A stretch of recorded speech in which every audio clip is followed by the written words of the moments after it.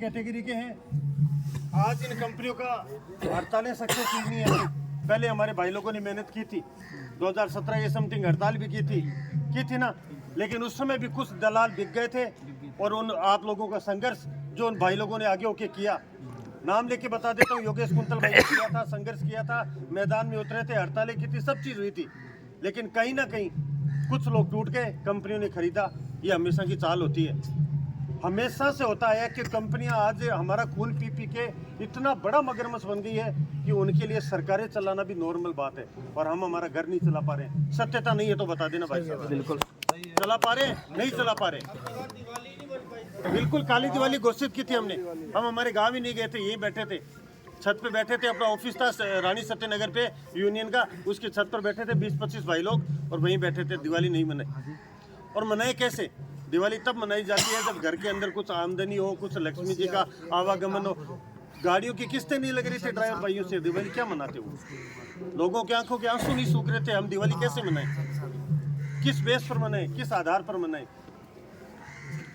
मैं आप सभी भाई लोगों से केवल एक ही चीज कहना चाहूंगा कि हमें जयपुर के समस्त सारथी भाइयों को एक मंच पर आना पड़ेगा अगर इन कंपनियों का मुकाबला करना है तो। ना हड़तालें समाधान है, ना तोड़फोड़ समाधान है और ना ही चुप रहना समाधान है। हमें आवाज भी उठानी पड़ेगी, हमें रोड पर भी उतरना पड़ेगा। हमें हमारी अधिकार पाने के लिए अगर आज जो हम पीड़ित हैं, इस पीड़ा से अगर निकलना है तो हमें इन कंपनियों का बहिष्कार एकमात्र ऐसा विकल्प है जो हमें करना होगा। आप एक बात बताओ, अपन कहते हैं अपन हड़ताल करेंगे, ग्रुप में मैसेज डालते हैं, हजारों लाइक आ जाते हैं, सारे कहते हैं सर हम आपके साथ हैं, हम आपके साथ हैं।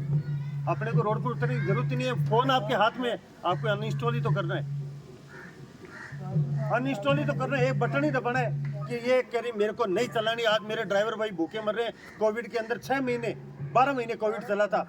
मुझे नहीं लगता हमारे घर में से कोई की भी घर में भूख से मौत हुई होगी किसी भी भाई की। हम गरीब है, सभी एक ही बराबर के तबके के, लेकिन हमारे घर में हमने कभी हमारे किसी भाई को, आस पड़ोस हमारे साथ थी भाई को, किसी को भूख से नहीं मरने दिया। मेरे पास नहीं था, आरिफ से मांग लिया, आरिफ के पास नहीं था, दीपक जी से मांग लिया। हमने आपस में अपना काम निकाल के हमारे उस बुरे दौर को भी हमने पार किया है।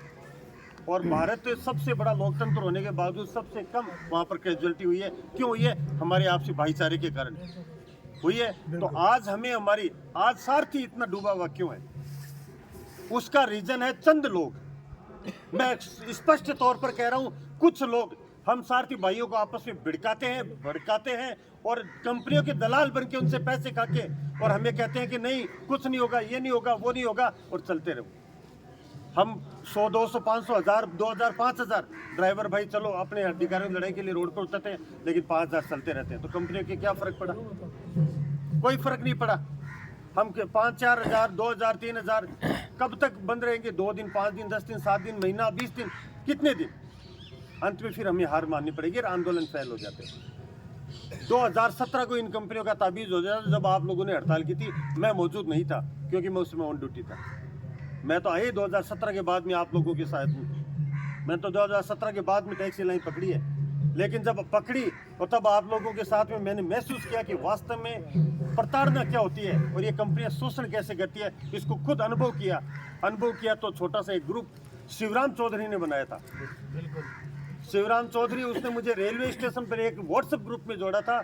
मुझे बोलने में कतई संकोच नहीं है क्योंकि इस क्रांति की शुरुआत उस आदमी ने की थी और ये सत्यता है, इसमें कुछ छुपा नहीं है। सच्चाई बतानी चाहिए इंसान को कि सच्चाई क्या। सच्चाई है कि एक व्हाट्सएप ग्रुप से आज अपन जो जुड़े हुए हैं, एक दूसरे के दुख सुख हर जगह काम आते हैं। एक मैसेज मात्र से अपन किसी भाई के कोई तकलीफ होती है तुरंत पहुंच जाते हैं। कैसे पहुंच जाते हैं? क्योंकि कहीं ना कहीं एक छोटे से बीच से शुरुआत हुई थी। तो शुरुआत उस आदमी ने की थी ओला उबर के खिलाफ। हमारा इस क्रांतिकारी टैक्सी ड्राइवर यूनियन का प्रतिनिधित्व तो आप लोगों ने मुझे दे रखा है और मैं आप लोगों का आभारी हूँ कि आपने मुझे योग्य समझ रखा है। औकात कुछ नहीं होगी हमारी, लेकिन आप लोगों ने औकात बना रखी है, योग्यता बना रखी है। तो आप लोगों का नेतृत्व करने में मुझे खुशी का आभास होता है और आभार व्यक्त करता हूँ आपका इसके लिए कि आप लोगों ने मान सम्मान दे रखा है। हमारा पहला ध्येय था ओला उबर से हम हमारी जो उचित रेट है, हम नहीं चाहते कि कंपनियां बंद हो, कंपनियां चले, हमें हमारा हक दे। हमारी लड़ाई अधिकार की है, हक की है कि कम से कम 20 रुपए 22 रुपए किलोमीटर से कम में। क्या आज के टाइम में भाई साहब अपनी ईमानदारी से बताना, किसी के मन में कोई सवाल हो? सुनील भाई आए हुए, बहुत अच्छा लगा आपको देख करके। सुनील भाई आप खुद बताना, और जो भी जिस भी भाई के मन में कोई सवाल हो, क्या आज सिटी के अंदर 12-13 रुपए से कम में किसी गाड़ी का खर्चा आता है मेंटेनेंस? नहीं आता।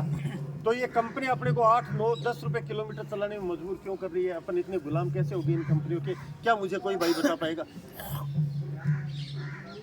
नहीं बता पाएगा, क्योंकि इन कंपनियों ने हमारी मानसिकता को गुलाम बना लिया भाई साहब। हमें गुलाम नहीं, हमारे माइंड को। क्या ये ड्राइवर है, जिंदगी में एक नहीं हो सकते, इस चीज का उनको आभास है, स्टैंप एग्रीमेंट है कंपनियों के पास, ये ड्राइवर है और वो कभी एक नहीं हो सकते। पिकअप लोकेशन का भी नहीं देता आजकल। अरे कुछ भी नहीं देते, खून पीते हैं। आप साल का जब एवरेज निकालते हो ना, तो आप अपनी जेब से 3 लाख रुपए एक साल के दे चुके होते हो गाड़ी को। आजकल टाइमिंग 1 घंटा हकीकत आप निकाल लेना कैलकुलेशन, ऑयल मेंटेनेंस, पंचर वंचर, टायर, घिसाई खिसाई और अपना खुद का समय। अगर आपके चेजे भाटे पर जाते हैं तो कम से कम 800 रुपये सूखे बचा कर घर के लेते हैं। कुछ भाई लोगों ने अपना ऑक्यूपेशन बदल के वो चालू भी कर दिया, और अगर हालात रहे तो हम सभी को करना भी पड़ेगा। अगर आज आवाज नहीं उठाई, आज हम लोग अगर एक नहीं हुए, मैं किसी संगठन का विरोध नहीं करता, संगठन में जुड़ के रहिए, आप ताकतवर रहोगे, क्योंकि अकेले आदमी की आवाज नहीं सुनी जाती। संगठनों में रहते हैं तो आवाजों के आगे सरकारें झुकती है, और जितना पड़ता है एकता। अगर हम लोगों ने अपनी एकता दर्शा दी तो कंपनियों को आज खड़ा किसने किया? मुझे जवाब दो। क्या कंपनी अपने घर से पैसे लेकर आई थी क्या? जब भावेश अग्रवाल ने ओला शुरू की थी, मात्र 3 गाड़ियां थी। बेंगलोर में पहला ऑफिस था, दूसरा उसमें खार के अंदर लिया, बॉम्बे के अंदर, वो भी 3,500 रुपए के अंदर, 3rd फ्लोर के ऊपर एक छोटी सी गुप्ती। जाके पूछ लेना अगर किसी को इतिहास पता नहीं है तो। उस समय मैं CISF में मेरी एयरपोर्ट पे ड्यूटी थी, वहीं था अंदर एयरपोर्ट के ऊपर। खार एयरपोर्ट है मुंबई में, वहाँ पे हम पोस्टेड थे। NST में था मैं, तो वहाँ हमारी पोस्टेड थी CRPF की SAI यूनिट में, जॉइंट यूनिट में जाब्ते में ड्यूटी थी। तो वहाँ पर भावेश अग्रवाल ने एक छोटा सा ऑफिस लिया था, और 3 गाड़ियों से आज वो 30,000 करोड़ की कंपनी कैसे बनी? पैसा तो हम लोगों ने दिया ना। जैसे उसने चलाया वैसे हम चले, और आज भी चल रहे हैं। बार बार हमने हड़तालें करने का प्रयास किया, कोशिश भी की। भाई लोगों में आता है, गुस्सा आता है, क्योंकि जब प्रताड़ित होता है ना उसको गुस्सा आता है। आज हम सब प्रताड़ित हैं। हमारा खून, हमारी गाड़ियां, हमारा पसीना, हमारे बच्चों के पैर काट करके हम घर बेच के, कोई जमीनें बेच के, कोई औरतों के गहने बेच के हम गाड़ियां रोड पर लाए और कमा कर दे रहे उन कंपनी वालों को। क्यों?